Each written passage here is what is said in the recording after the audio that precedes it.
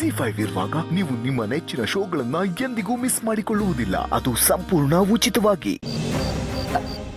ಅತ್ತೆ ಪ್ಲೀಸ್ ಒಂದು ನಿಮಿಷ ನನ್ನ ಮಾತು ಕೇಳಿ. ನನ್ನ ಉದ್ದೇಶ ಚಿಕ್ಕತ್ತೆಗೆ ಅನ್ಯಾಯ ಮಾಡೋದಲ್ಲ. ಅನ್ಯಾಯ ಈಗಾಗಲೇ ಇಬ್ರಿಗೂ ಆಗೋಗಿದೆ ಅತ್ತೆ. ಅದನ್ನು ಸರಿ ಮಾಡೋದಷ್ಟೇ ನನ್ನ ಉದ್ದೇಶ. ಆದರೆ ಇದರಿಂದ ಊರ್ಮಿಳನ ಜೀವನ ಏನಾಗುತ್ತೆ? ಅವಳಿಗೆ ಇದೆಲ್ಲ ಗೊತ್ತಾದ್ರೆ ಅವಳ ಮೇಲೆ ಎಂಥ ಪರಿಣಾಮ ಬೀರುತ್ತೆ ಅಂತ ಗೊತ್ತಾ ನಿನಗೆ? ನನಗೆ ಗೊತ್ತು ಅತ್ತೆ. ಆದರೆ ಚಿಕ್ಕತ್ತೆಯಿಂದ ಈ ವಿಷಯ ಮುಚ್ಚಿಟ್ರೆ ನಾವು ಅವ್ರಿಗೆ ಮಾಡೋ ಮೋಸ ಅಲ್ವಾ ಅದು? ಅವ್ರಿಗೆ ನಿಧಾನವಾಗಿ ವಿಷಯ ತಿಳಿಸಿ ಅದಕ್ಕೊಂದು ಪರಿಹಾರ ಕಂಡುಹಿಡಿಬೇಕು. ಯಾವ ಪರಿಹಾರ? ಏನ್ ಪರಿಹಾರ? ನನ್ನ ತಂಗಿ ಊರ್ಮಿಳಗಿಂತ ಅವಳು ಯಾವಳೋ ಬಂದಿದ್ದಾಳಲ್ಲ ಅವಳೇ ಮುಖ್ಯ ಆಗೋಗ್ಬಿಟ್ಲ ನಿನಗೆ? ಅವಳಿಗೆ ಪರಿಹಾರ ಕೊಡ್ಸೋಕ್ಕೋಸ್ಕರ ನಾನು ನನ್ನ ತಂಗಿನ ದುಃಖಕ್ಕೆ ನೂಕ್ಲಾ? ಇಲ್ಲ ಅತ್ತೆ, ಒಂದ್ಸತಿ ನೀವೇ ಯೋಚನೆ ಮಾಡಿ. ಪದ್ಮಾ ಅವ್ರ ಜಾಗದಲ್ಲಿ ಚಿಕ್ಕತ್ತೆ ಇದ್ದಿದ್ರೆ ಆಗ್ಲೂ ಇದೇ ಮಾತು ಹೇಳ್ತಿದ್ರಾ? ಮುಚ್ಚ ಬಾಯ್ನ. ಅವಳ ಜಾಗಕ್ಕೆ ನಮ್ಮ ಊರ್ಮಿಳ ಯಾಕೆ ಹೋಗ್ತಾಳೆ? ನಮ್ಮ ವಂಶದಲ್ಲಿ ಅಂಥ ಬಾಳನ್ನ ಯಾರು ಬಾಳಿಲ್ಲ, ಬಾಳೋದು ಇಲ್ಲ. ಆದ್ರೆ ಚಿಕ್ಕಮ್ಮವ ದಾರಿ ತಪ್ಪಿ ವರ್ಷಗಳೇ ಆಗೋಗಿದೆ. ಏ ಹುಡುಗಿ, ನನ್ನ ಹತ್ರ ಪುರಾಣ ಎಲ್ಲ ಓದ್ಬೇಡ. ಅದನ್ನ ಕೇಳೋ ಮನಸ್ಥಿತಿ ನನಗಿಲ್ಲ. ಸುಮ್ಮನೆ ಇಲ್ಲಿಂದ ಹೊರಟೋಗು. ಅದರಿಂದ ನಮ್ಮಿಬ್ಬರಿಗೂ ಒಳ್ಳೇದು. ಅತ್ತೆ, ಕೋಟೆ ಮನೆಯಿಂದ ಯಾರಿಗೂ ಅನ್ಯಾಯ ಆಗ್ಬಾರ್ದು, ಕೋಟೆ ಮನೆ ಮರ್ಯಾದೆ ಹೋಗ್ಬಾರ್ದು ಅಂತ ನಾನು ಹೀಗೆ ಮಾಡಿದೆ.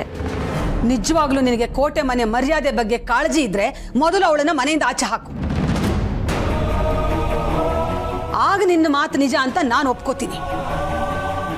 ನನ್ನ ತಂಗಿ ಜೀವನ ಹಾಳು ಮಾಡಿ ಇನ್ ಯಾವಳಿಗೂ ನ್ಯಾಯ ಕೊಡಿಸೋದು ನನಗೆ ಬೇಕಾಗಿಲ್ಲ.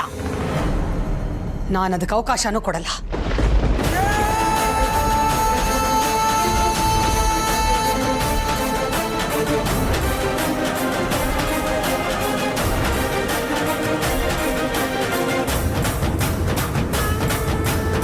ಏ ಹುಡುಗಿ, ಏನ್ ಹೀಗೆ ಸುಮ್ಮನೆ ನಿಂತ್ಕೊಂಡ್ಬಿಟ್ಟೆ?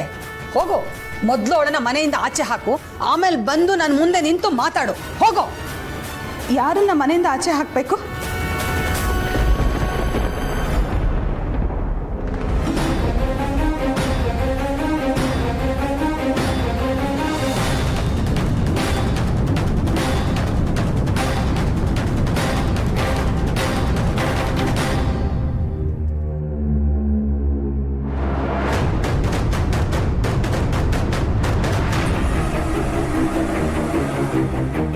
ಅಕ್ಕ, ಸತ್ಯ, ಯಾಕೆ ಸುಮ್ಮನಾಗ್ಬಿಟ್ರೆ?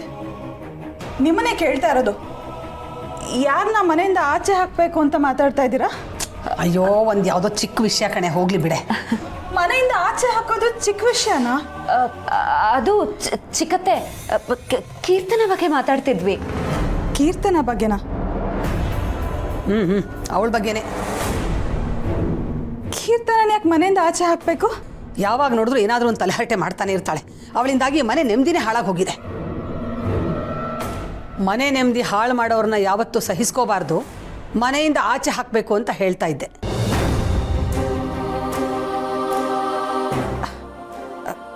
ನಿಜ ಅಕ್ಕ, ಆದರೆ ಕೀರ್ತನ ಈ ಮನೆ ಮಗಳು.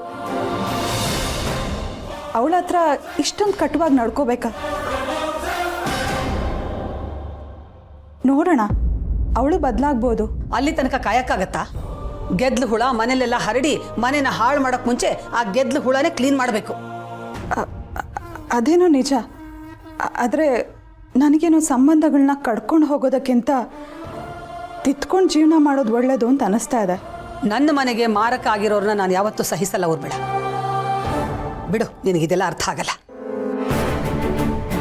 ಸರಿ ಅಕ್ಕ, ಆದರೆ ನೀನು ಏನೇ ಮಾಡಿದ್ರೂ ಅದಕ್ಕೆ ನನ್ನ ಸಪೋರ್ಟ್ ಯಾವಾಗಲೂ ಇದ್ದೇ ಇರುತ್ತೆ. ಅಕ್ಕ ತಗೋ, ಈ ಹಾಲು ಕುಡಿದು ಆರಾಮಾಗಿ ರೆಸ್ಟ್ ಮಾಡು. ತಗೋ. ಸತ್ಯ, ನಾ ಹೋಗೋಣ ಬಾ. ಅಕ್ಕ ಯಾಕೋ ತುಂಬ ಟೆನ್ಷನಲ್ಲಿದ್ದಾಳೆ.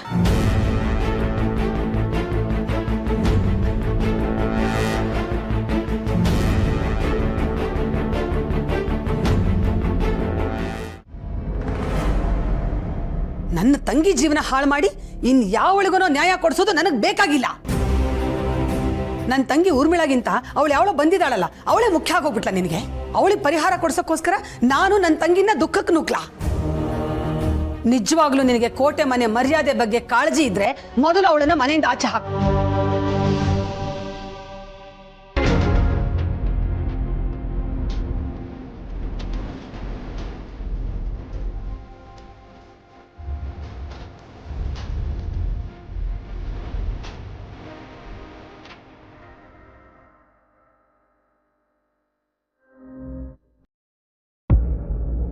ಏನಾಯ್ತು? ಸತ್ಯ, ಐ ಆಮ್ ರಿಯಲಿ ಸಾರಿ.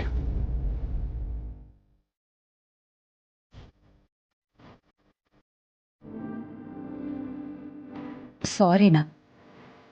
ಸಾರಿ ಯಾಕೆ? ನಾನು ನಿನ್ನ ಜೊತೆ ಅಷ್ಟೊಂದು ರೂಢಾಗಿ ನಡ್ಕೊಂಬಾರ್ದಾಗಿತ್ತು. ನಿನಗೆ ಮಾತಾಡೋಕ್ಕೂ ಚಾನ್ಸ್ ಕೊಡದೆ ನಾನೇ ಎಲ್ಲ ಮಾತಾಡಿ ಮುಗಿಸ್ಬಿಟ್ಟೆ. ಅದಕ್ಕೆ ಐ ಆಮ್ ಸಾರಿ ಸತ್ಯ.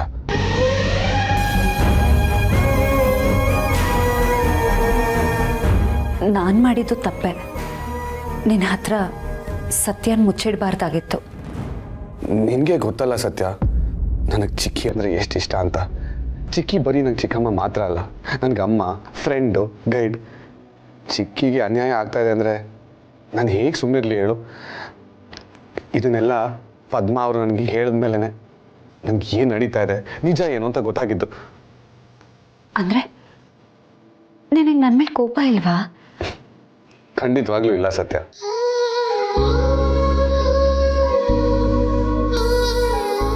ನಿಜ ಹೇಳ್ತಿದ್ಯಾ ಅಮೂಲ್ ಬೇಬಿ? ನೀನು ನನ್ನ ತಪ್ಪು ತಿಳ್ಕೊಂಡಿಲ್ಲ ಅಲ್ಲ? ಪದ್ಮಾ ಅವ್ರು ಎಲ್ಲ ವಿಷಯ ನನಗೆ ಹೇಳಿದ್ಮೇಲೆ ನಂಗೆ ನಿಜ ಏನು ಅಂತ ಗೊತ್ತಾಗಿದ್ದು.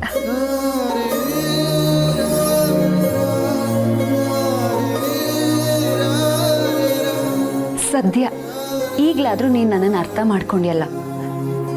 ನಿನ್ನೆಯಿಂದ ನನಗೆ ಧೈರ್ಯನೇ ಇರಲಿಲ್ಲ ಅಮೂಲ್ ಬೇಬಿ. ನೀನು ಪಕ್ಕದಲ್ಲಿದೆಯಾ ಅನ್ನೋ ನಂಬಿಕೆ ಕೊಡೋ ಧೈರ್ಯ ಇನ್ಯಾವುದು ಕೊಡೋದಕ್ಕೆ ಸಾಧ್ಯ ಇಲ್ಲ. ಈ ಕೇಡಿ ಬೇಬಿ ಪಕ್ಕದಲ್ಲಿ ನಾನು ಇರಲೇಬೇಕಾ? ನಾನು ನಂಬಲ್ಲಪ್ಪ. ಗಂಡ ಅನ್ನೋದೇ ಒಂದು ಶಕ್ತಿ ಅಮೂಲ್ ಬೇಬಿ. ನೀನು ನನ್ನ ಶಕ್ತಿ. ನೀನ್ ಜೊತೆಗಿದ್ರೆ ಏನ್ ಬೇಕಾದ್ರೂ ಸಾಧಿಸ್ತೀನಿ ಅನ್ನೋ ನಂಬಿಕೆ ಬರುತ್ತೆ.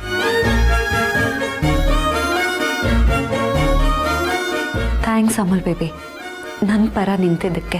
ಸತ್ಯ, ಇದು ನಿನ್ನ ಪರ ಅನ್ನೋದ್ಕಿಂತ ಇದು ನ್ಯಾಯದ ಪರ. ಕೋಟೆ ಮನೆಯಿಂದ ಯಾವುದೇ ಜೀವಕ್ಕೂ ಅನ್ಯಾಯ ಆಗಬಾರ್ದು ಅನ್ನೋ ನಿನ್ನ ಮತ್ತೆ ಅಪ್ಪನ ನಿಲುವಿನ ಪರ. ಅಮೂಲ್ ಬೇಬಿ, ನೀನ್ ಈ ಮಾತನ್ನು ಹೇಳ್ತಿದೀಯಾ? ತುಂಬ ಯೋಚಿಸಿನೇ ಈ ಮಾತು ಹೇಳ್ತಾ ಇದ್ದೀನಿ ಸತ್ಯ. ನಿನ್ನ ಮತ್ತೆ ಅಪ್ಪನ ನಿರ್ಧಾರ ಸರಿ ಇದೆ. ಈ ನಿರ್ಧಾರದಿಂದ ಚಿಕ್ಕಿಗೆ ಅನ್ಯಾಯ ಆಗುತ್ತೆ ಅನ್ನೋ ಬೇಜಾರು ಇದೆ. ಅದು ಏನೇ ಆಗಲಿ ನಾನು ನಿನ್ನ ಜೊತೆ ಇರ್ತೀನಿ. ನಾವಿಬ್ಬರು ಅದನ್ನು ಒಟ್ಟಿಗೆ ಎದುರಿಸೋಣ. ಅಬ್ಬಾ, ಈಗ ನನಗೆ ಉಸಿರು ಬಂತು. Thank you Amul baby, thank you so much. ZEE5 app download ಮಾಡಿ ಎಲ್ಲಾ ಸಂಚಿಕೆಗಳನ್ನು ಸಂಪೂರ್ಣ ಉಚಿತವಾಗಿ ನೋಡಿ.